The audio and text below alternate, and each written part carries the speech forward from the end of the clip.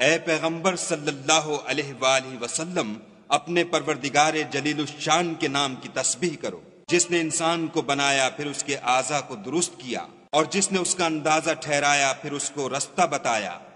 اور جس نے چارہ اگایا پھر اس کو سیاہ رنگ کا کوڑا کر دیا۔ ہم تمہیں پڑھا دیں گے کہ تم فراموش نہ کرو گے، مگر جو خدا چاہے، وہ کھلی بات کو بھی جانتا ہے اور چھپی کو بھی۔ ہم تم کو آسان طریقے کی توفیق دیں گے، سو جہاں تک نصیحت کے نافع ہونے کی امید ہو نصیحت کرتے رہو۔ جو خوف رکھتا ہے وہ تو نصیحت پکڑے گا،